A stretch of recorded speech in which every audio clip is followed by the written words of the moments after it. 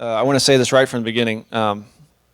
This is about prophecy. A lot of prophecies in the Bible have been fulfilled, and like we see in Jesus, how he was the fulfillment of the Old Testament. And a lot of them are still to be fulfilled. There's been a conjecture and speculation about these prophecies and what they mean and how they'll be fulfilled since the resurrection of our Lord. The Lord has given me insight and revelation about some things, but not all things. And I'll declare tonight with certainty the things the Lord has revealed to me. For those things are from him, and they are to his glory when they come to pass, not mine.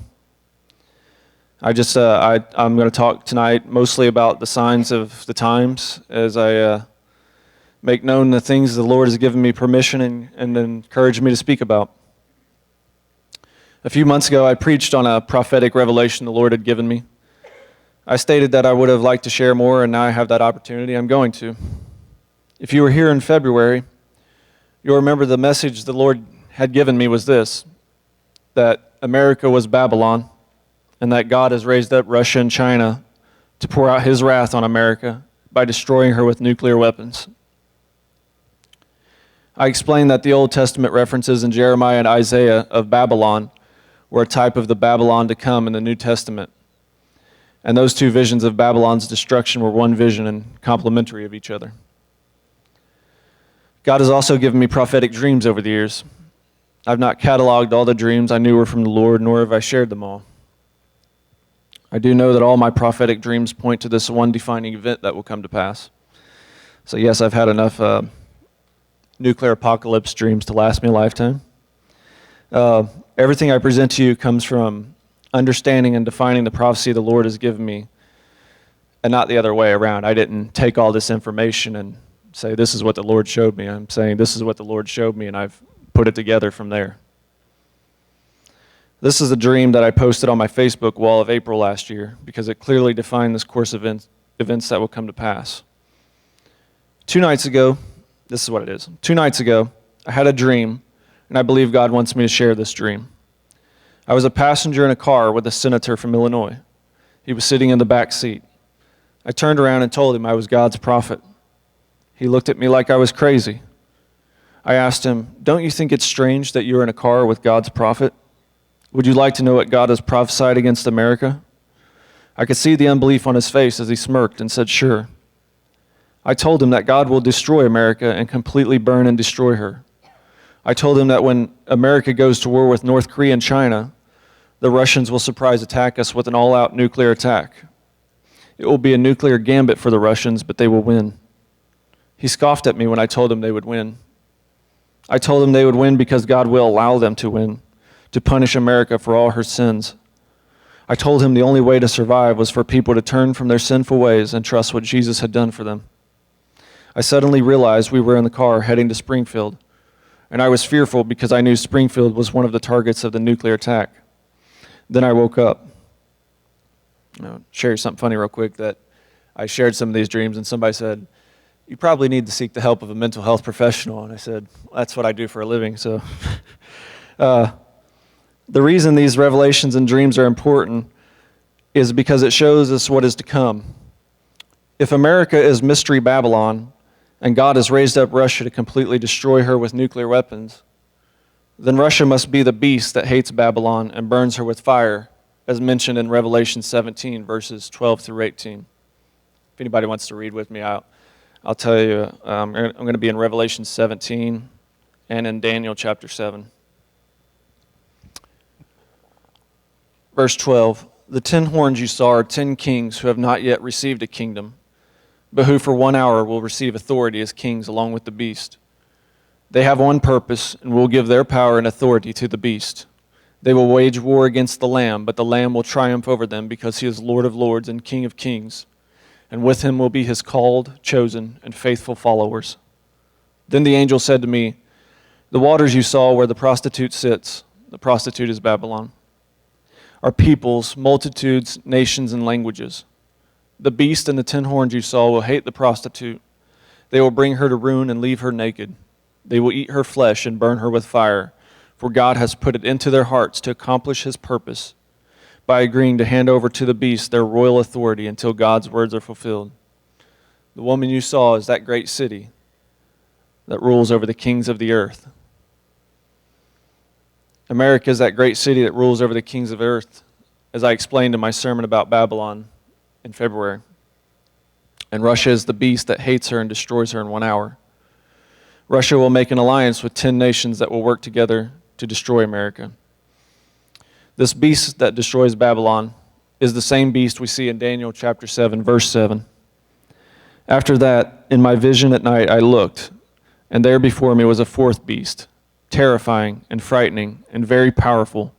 It had large iron teeth. It crushed and devoured its victims and trampled underfoot whatever was left. It was different from all the former beasts, for it had 10 horns. This is the beast kingdom that will arise at the end of the world. And out of this kingdom will arise the little horn, as described in verse 8. While I was thinking about the 10 horns, there before me was another horn, a little one, which came up among them, and 3 of the first horns were uprooted before it. This horn had eyes like the eyes of a human being, and a mouth that spoke boastfully. It continues on in verse 11. Then I continued to watch because of the boastful words the horn was speaking. I kept looking until the beast was slain and its body destroyed and thrown into the blazing fire. When asking for understanding of this vision, Daniel is told in verses 23 through 26. He gave me this explanation. The fourth beast is a fourth kingdom that will appear on earth. It will be different from all the other kingdoms and will devour the whole earth, trampling it down and crushing it. The 10 horns are 10 kings who will come from this kingdom. After them, another king will arise, different from the earlier ones. He will subdue 3 kings. He will speak against the Most High and oppress his holy people, and try to change the set times and the laws. The holy people will be delivered into his hands for a time, times, and half a time. But the court will sit, and his power will be taken away and completely destroyed forever. Then the sovereignty, power, and greatness of all the kingdoms under heaven will be handed over to the holy people of the Most High. His kingdom will be an everlasting kingdom, and all rulers will worship and obey him. Now, for the sake of clarity, I want to point out that the little horn he mentions is the person commonly referred to as the Antichrist, even though the Bible never gives him that name. That's what people usually call him. This message is about the fourth beast, not this Antichrist king that arises out of the kingdom later. There's a difference. The fourth beast that will devour the whole earth, trampling it down and crushing it, is the Russian kingdom. When they destroy America, this will be the beginning of the destruction and desolation of the world itself. I'm not too good with the date juggling in the Bible with the different weeks and set amounts of days and 42 months and all that stuff, but I believe the destruction of America will mark the beginning of the Great Tribulation. We also see the beast with 7 heads and 10 horns in Revelation 13. The dragon stood on the shore of the sea, and I saw a beast coming out of the sea. It had 10 horns and 7 heads, with 10 crowns on its horns. And on each head a blasphemous name. The beast I saw resembled a leopard, but had feet like those of a bear, and a mouth like that of a lion. The dragon gave the beast his power, and his throne, and great authority. One of the heads of the beast seemed to have had a fatal wound, but the fatal wound had been healed. The whole world was filled with wonder and followed the beast. People worshipped the dragon because he had given authority to the beast, and they also worshipped the beast and asked, "Who is like the beast? Who can wage war against it?" In verse 7 it reads, "And it was given authority over every tribe, people, language, and nation." This is the same beast as in Daniel 7 and Revelation 17, and represents the same kingdom. A kingdom with 7 heads and 10 horns at the end of the world. A kingdom so strong and overpowering that the whole world will be under its control, and the people of the world will be unable to challenge its strength. This isn't anything new. It's been preached for 2,000 years. But over that time, there's been a great number of supposed antichrists throughout the centuries who are to fulfill these scriptures. Starting from the first readers of Revelation, many believed Nero was the Antichrist. Genghis Khan, Hitler, the Prophet Muhammad, George W. Bush, Barack Obama, Prince Henry of Wales, any number of popes, Arabs, Jewish people, world leaders, and other self-serving charlatans. For me to sit here and say so-and-so is the Antichrist is a type of slander, so I won't do that. The Bible clearly states that there will be a man of sin who will be revealed, as well as a false prophet, and that I imagine that means he will imitate Christ, the true prophet. It also says beasts, which represent kings and kingdoms, shall arise in the end times to destroy and deceive the world, and to persecute those who put their faith in the one true living God and his Son, Jesus Christ. One of these beasts will arise and create a confederacy to destroy Babylon, America. Along with predictions of who this Antichrist figure is, people like to make doomsday predictions as well. You guys have heard these, especially over the past couple decades, they've ramped up. I want to show you that some of these doomsday predictions may have been a warning. Just about everything I'm going to say for a bit is extra biblical. So, take that into consideration when I say it. These things are not in the Bible. They're not scripturally supported. They're just what I like to call extraordinary coincidences. And I know that some of them will be balked at, but bear with me. Especially the ones about, signs in the heavens and stuff. And in Genesis 1:14 it states, "And God said, let there be lights in the vault of the sky to separate the day from the night, and let them serve as signs to mark sacred times and days and years." And I believe that even Jesus spoke about signs in the heavens at the end of the times. So God will give us signs in the stars and sun and moon as a portent of the times. Hold your laughter. Nostradamus was a dabbler in the occult. He supposedly divined the future by staring into a bowl of water. Many scholars believe he paraphrased ancient end-of-the-world prophecies, mainly from the Bible, and then through astrological readings of the past projected these events into the future. I don't lend much credibility to supposed prophets and seers like Nostradamus, but there was one particular prophecy that Nostradamus made that had a date ascribed to it. And it's this: in the year 1999, in the 7th month, there will appear in the heavens the sign of the King of Terror, when the great leader of the Mongols is reborn, and Mars reigns supreme once more. Mars is war, represents war. Genghis Khan was considered the great leader of the Mongols. He reigned over the largest contiguous empire in the history of mankind, whose reign extended over most of Asia, extending from the Pacific Ocean into Europe and the Middle East. One of the hallmarks of the Khan Empire was the acquisition and advancements of new technologies for war. When Nostradamus wrote this, he was using the Julian calendar. According to the Julian calendar, July 29th, which would have been the 7th month, fell on August 11th of the modern Gregorian calendar. On August 11th, 1999, there were two great signs in the heavens, which were both important astronomically and in the realm of astrology. One of the most watched eclipses ever, called the Great Eclipse, because it really eclipsed over most of the earth and most people seen it. It was the last solar eclipse of the Millennium. It coincided with a planetary alignment called the Grand Fixed Cross. And this alignment had been called everything from the greatest planetary alignment of the century to the most potent planetary event of the past 2,000 years. During this alignment, the last solar eclipse occurred with the sun and the moon to form a grand square with Mars, Saturn, and Uranus, and all planets were square at 90 degrees to each other. These events were supposed to mark the beginning of the changing of mankind in incredible ways. But at the end of the day, nothing really noticeable happened. It all passed by without much ado. Life went on as normal. Then we had the Y2K fear right after this.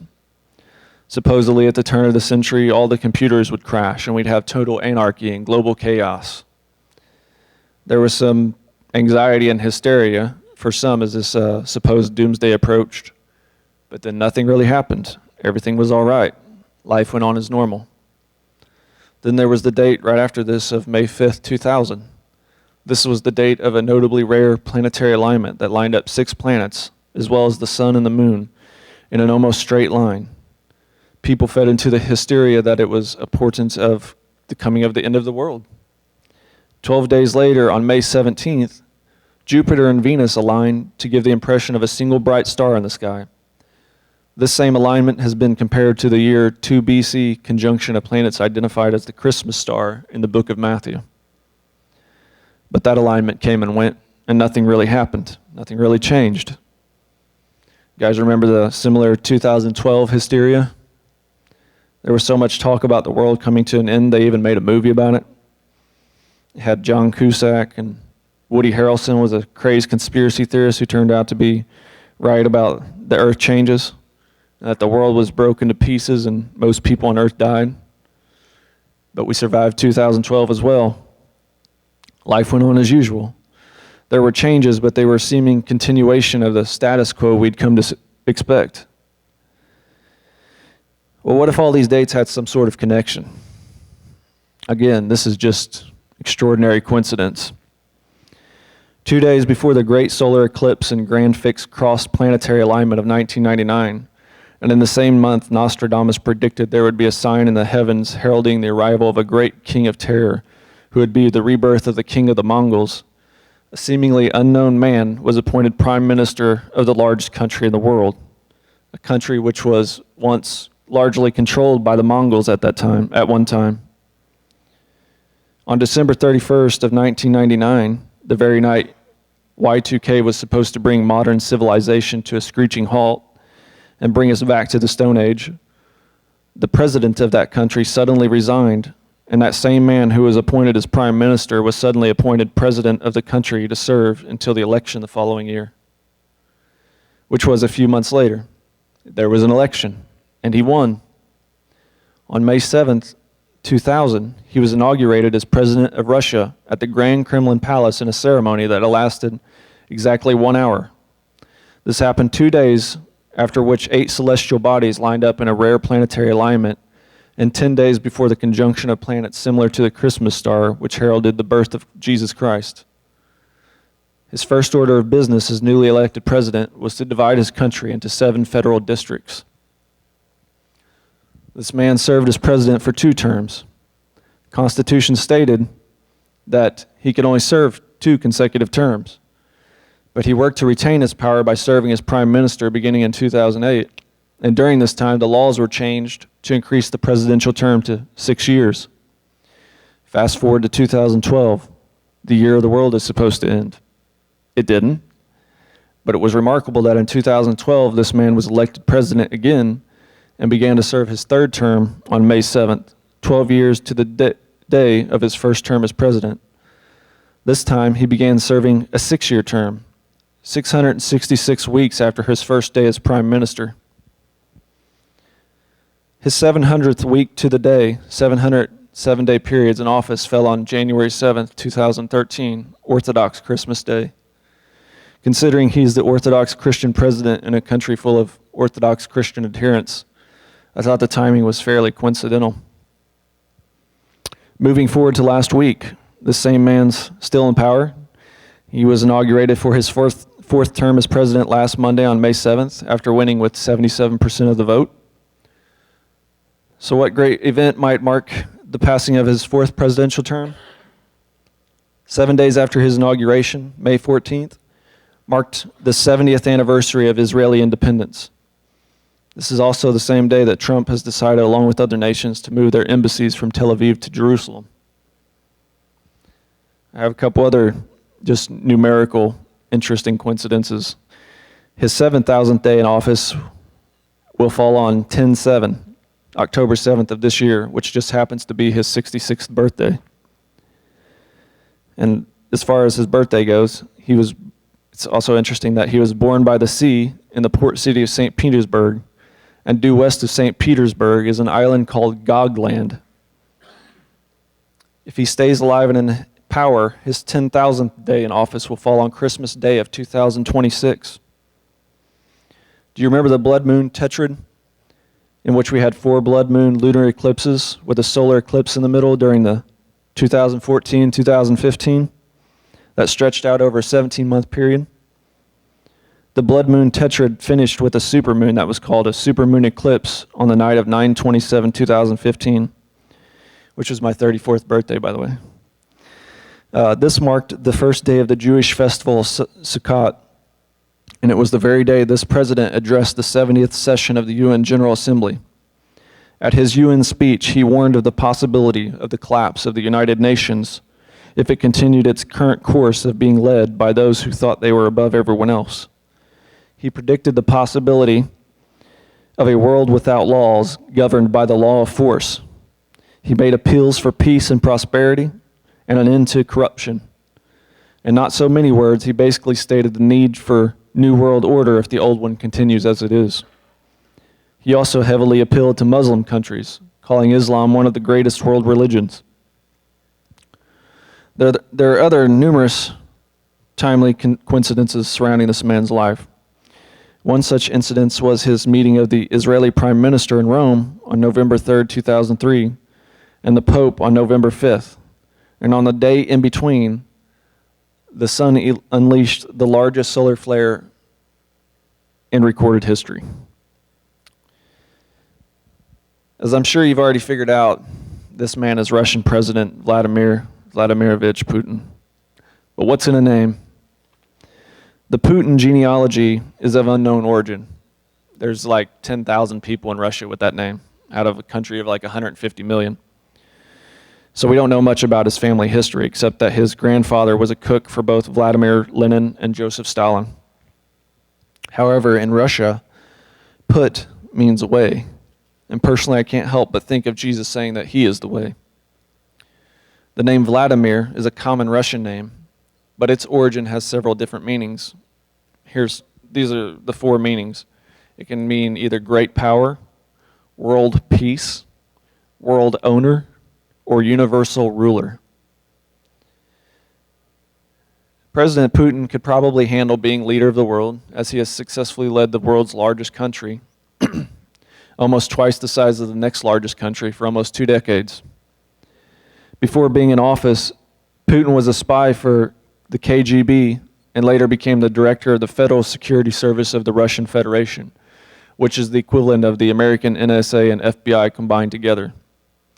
He's been ranked repeatedly in the most influential and powerful people over the past 18 years. In 2007, he was Time Magazine's Person of the Year. In 2016, he was ranked number 1 in the Forbes list of most powerful people. In 2018, he is ranked number 2 most powerful person in the world, only after Chinese leader Xi Jinping. Putin was asked what he believed the most important event in his life was, and he stated, the fall of the Soviet Union. On another occasion, when asked if he could undo one event in Russian history, he stated he would have prevented the fall of the Soviet Union, which he considers the greatest geopolitical tragedy of the 20th century.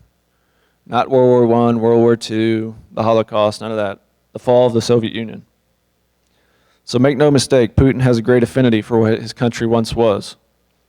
In the book of Daniel, the beast of the fourth kingdom has great iron teeth.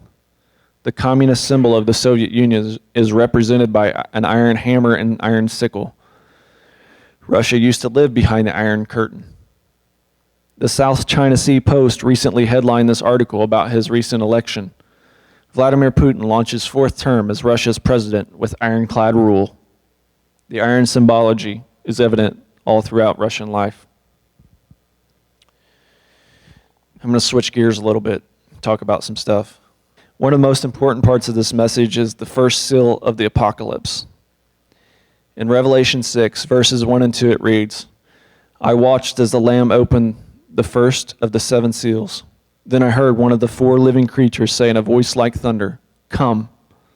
I looked, and there before me was a white horse. Its rider held a bow, and he was given a crown, and he rode out as a conqueror bent on conquest. The Byzantine Empire was the late Roman Empire. Imperial banner of the Holy Roman Empire is like a yellow flag with a black double-headed eagle on it. And this was like the flag that they used towards the end of the Holy Roman Empire. And then I had a slide that was the greater coat of arms of the Russian Empire. And on this coat of arms, there's a lot of symbology and things, and there's like, I have it briefly described, there's like 9 standards around a central piece. And on these 9 standards, we see 9 crowns. And in the middle, we see a 10th crown, which is the imperial crown of Russia, resting upon a golden dome with the words in Russian that say, "God with us." And below that golden dome, we see an image of 2 angels with their hands resting on a standard that had a 2-headed eagle, which is taken directly from the imperial banner. Each head of the eagle is wearing a crown with a 3rd crown between them, and in their hands they hold a scepter and a crown. In the middle of that standard is another standard in the center of the coat of arms, which shows a rider on a white horse. To the right of this image, on the only white coat of arms, on that banner is 2 black leopards hoisting a crown and holding a bow, crisscrossed by 2 arrows with 7 crosses throughout the standard. If you can show slide number 3. And here we have President Putin giving an address. Behind him is the Russian flag, and emblazoned on it is the Russian coat of arms with the double-headed Byzantine eagle from the imperial banner of the Holy Roman Empire. And the same symbols attached on his podium. It's kind of like a symbology that he uses a lot. You can obviously see the rider on the white horse in the background behind him. Google provides about 500,000 results for the search query, "Revived Roman Empire." There is and has been an enormous amount of speculation that a ruling Antichrist figure will come from a revived Roman Empire. I've never been a proponent of this idea until I really started looking into the Russian connection. And there's a long history of the late Roman Empire known as the Byzantine Empire, which included Constantinople, Orthodox Christianity, etc. And it culminated in a theological and political concept that Moscow is the 3rd Rome. This idea had very little backing for several hundred years, but never say never. If you could show slide number 4. Here we have Russian President Vladimir Putin visiting the all-male monoclastic shrine of Ceres in Mount Athos, Greece. He is pictured sitting in the bishop's seat, and this image was also reported in the Russian media as Putin sitting on the throne of the Byzantine emperor, but that claim is disputable whether that's actually a throne or a bishop's seat. If we look at the flags located above him in the picture, we see the Greek flag. The other banner is the imperial banner of the Holy Roman Emperor. You can see it right above him. There's this idea that this revived Roman Empire equates to the Antichrist figure in Daniel chapter 9, as it is supposed that the Antichrist will come from the same empire that was occupying Israel in the time of Christ. Putin has a strong connection with Israel. During Putin's 3rd official visit to Israel, he was praying at the Western Wall, and when approached by an Israeli bystander about rebuilding the temple, he was quoted as saying, "That's exactly the reason I came here, to pray for the temple to be rebuilt again." Then in November 2016, the nascent Sanhedrin of Israel asked President Trump and President Putin to act as modern-day Cyrus figures to build the 3rd Jewish temple in Jerusalem. While previously Putin told the Arab League that Palestinians have the right to establish an independent and habitable state with a capital in East Jerusalem, he stated last April that Russia will recognize West Jerusalem as the Israeli capital. Putin seems to be equally supportive of Israel and surrounding Islamic Arab states. If he destroyed America and subdued Europe, Israel would be alone in a world surrounded by enemies. He could provide the power to broker a peace to keep Israel safe. And if you think Putin wouldn't be accepted by the Jewish people, remember the stories of Roman occupation of Israel. In Luke 7, a centurion's servant was sick. When the Jews pleaded with Jesus to heal his servant, they said, "This man deserves to have you do this because he loves our nation and has built our synagogue." He was a Roman centurion, a conqueror and oppressor of the Israelites. Yet they appealed to Jesus for the man. And remember also in John chapter 9, when Pilate brought Jesus out for the Jews, they shouted to have him crucified. And Pilate asked, "Shall I crucify your king?" And the Jews answered, "We have no king but Caesar." Coming back around, the first sign of the end of the world will be a rider on a white horse, this first seal. He rides as a conqueror bent on conquest. The rider is an imitation of Christ. As later in Revelation, Christ comes riding on a white horse as well. White stands for purity and wholesomeness. This conqueror will come as the same. The rider is given a crown. This means he is given authority and power and a kingship. And he holds a bow.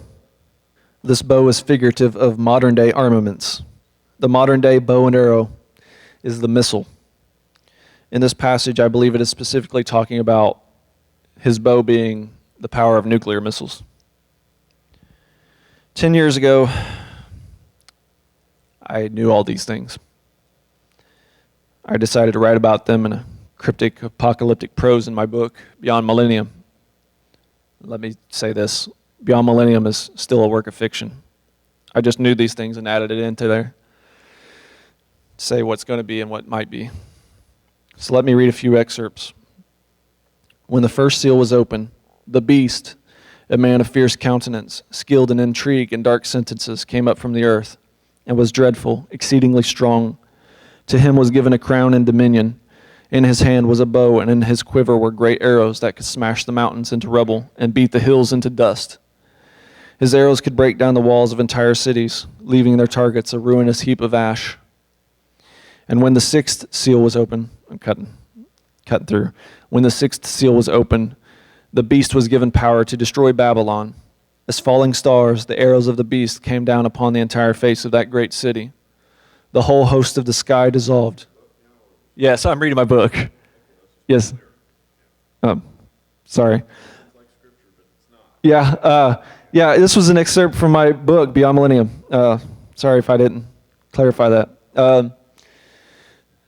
The whole host of the sky dissolved, and the heavens rolled together like a scroll. Those in Babylon not killed by the arrows were killed by the disastrous earthquake that shook the whole world.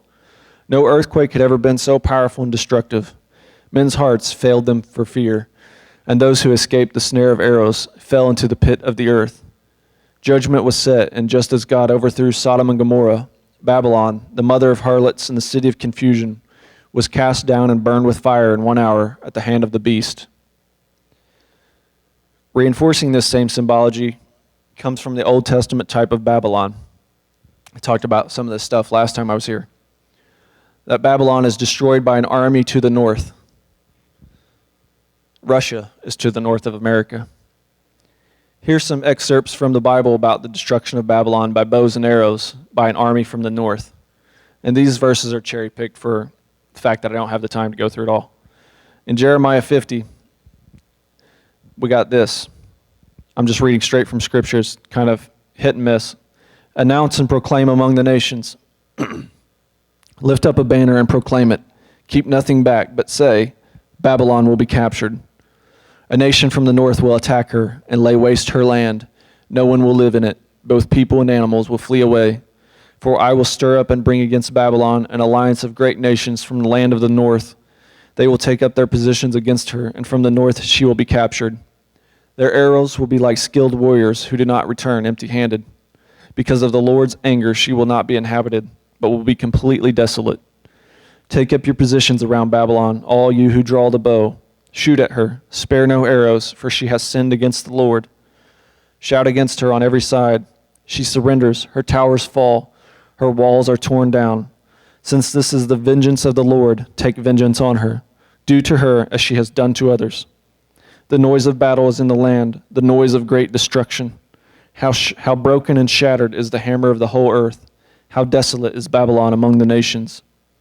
The Lord has opened his arsenal and brought out the weapons of his wrath, for the sovereign Lord Almighty has work to do in the land of the Babylonians.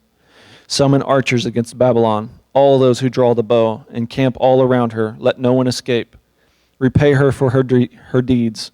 Do to her as she has done, for she has defied the Lord, the Holy One of Israel. See, I am against you, you arrogant one, declares the Lord Almighty. For your day has come, the time for you to be punished. I will kindle a fire in her towns that will consume all who are around her. Look, an army is coming from the north. A great nation and many kings are being stirred up from the ends of the earth. They are armed with bows and spears. They are cruel and without mercy. They sound like the roaring sea as they ride on their horses. They come like men in battle formation to attack you, daughter Babylon. I will chase Babylon from its land in an instant. Who is the chosen one I will appoint for this? Who indeed? If you remember Revelation 17:17, it reads, "For God has put it into their hearts to accomplish his purpose by agreeing to hand over to the beast their royal authority until God's words are fulfilled." This also goes on in Jeremiah 51. We see the same stuff. "See, I will stir up the spirit of a destroyer against Babylon. Flee from Babylon, run for your lives. Do not be destroyed because of her sins. It is time for the Lord's vengeance, and he will repay her what she deserves. Even if Babylon ascends to the heavens and fortifies her lofty stronghold, I will send destroyers against her, declares the Lord. The sound of a cry comes from Babylon, the sound of great destruction from the land of the Babylonians. A destroyer will come against Babylon. Her warriors will be captured, and their bows will be broken, for the Lord is a God of retribution. He will repay in full." And in Isaiah 13, similar. "They come from faraway lands, from the ends of the heavens, the Lord and the weapons of his wrath, to destroy the whole country. See, the day of the Lord is coming, a cruel day with wrath and fierce anger to make the land desolate and destroy the sinners within it. Their bows will strike down the young men. They will have no mercy on infants, nor will they look with compassion on children." That's scary to me because I got children. To completely understand how all this will come to pass, you need a little background info. President George W. Bush withdrew from the Anti-Ballistic Missile Treaty in 2002.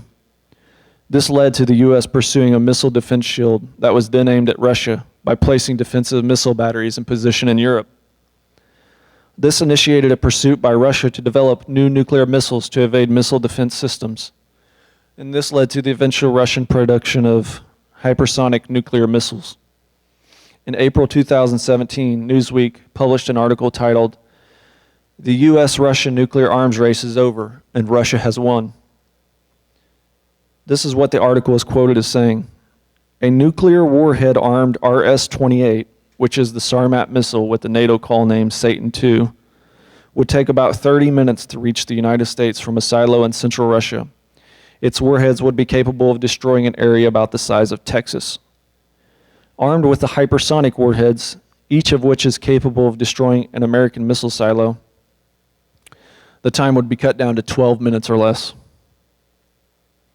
The RS-28 ICBM, scheduled to become operational in 2018, assures Russia the ability to annihilate the United States in retaliation for any American first strike, while providing Russia a silo-killing first strike capability of its own." That's important because if you can destroy somebody else's missiles, you destroy their deterrence force. You take away the fear of being attacked in response. To summarize, 12-minute first strike nuclear capability. Now, United States Air Force General John Hyten, the general in charge of America's nuclear arsenal, in March of this year, gave a glimpse into what he would do if Russia launched nuclear missiles at us.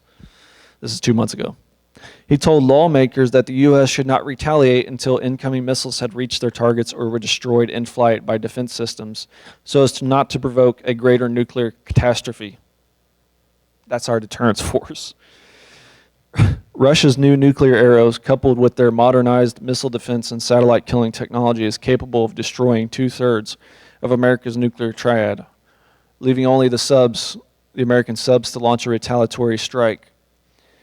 And if the Russians or the Chinese, or any of these other 9 nations, find a way to destroy them, which is not impossible, it's no longer just fear-mongering rhetoric that Russia could destroy America in a surprise nuclear attack. It's a strategic reality. My last word about President Putin becoming something completely sinister and evil is that if this is what he does, I'm certain that killing a few 100 million innocent civilians and destroying the world will change a person's heart. As for how close America is to going war with China, here's some recent headlines. Chinese leader Xi Jinping says China is willing to fight a bloody battle to regain a rightful place in the world in a blistering nationalist speech.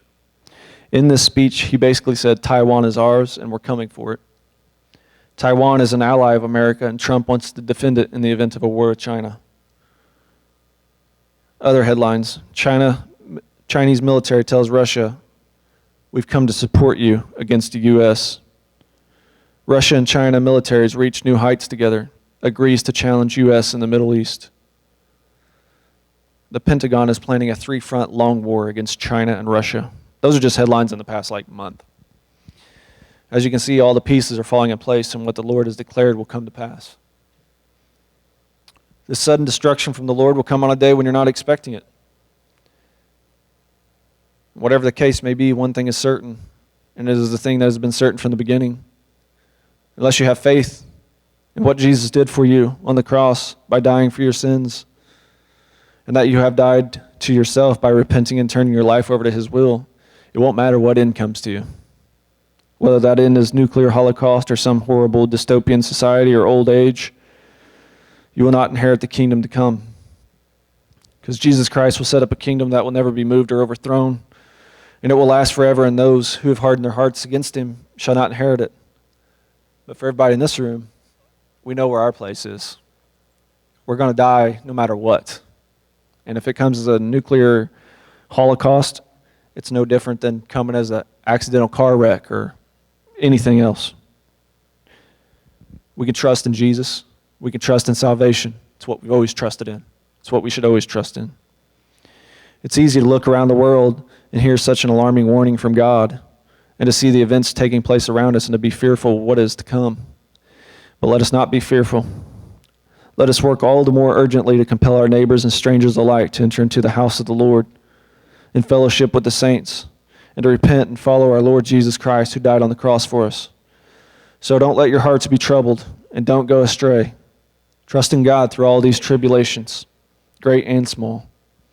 Have faith and hold tight to it, because He will not fail or forsake those who trust in Him, even if we pass through the flames. And I know that this message is so doom and gloom. I know it just, whether or not I preached it, whether or not I was obedient to God to live up to this calling, because I'm totally not the person who's, worthy of it. It was going to happen. He was going to follow through, and this is what He was going to do. It's an honor to get to be a part of it. And I just pray that, and I want to encourage you guys that, He doesn't put a time frame on this. Jesus said, who knows when I'm coming back? Who knows the day? Only God the Father knows the day. And that's what I want to encourage you guys. This could go on for years. I knew this. God gave me this revelation over 15 years ago. And 15 years ago, I thought it was the end of the world tomorrow. And here we are 15 years later. So who's to say that we couldn't go on for another 15 years? Who knows how this thing will play out? But I just want to trust you guys to just follow your faith and trust in the Lord in all things. And God bless you all. Thank you.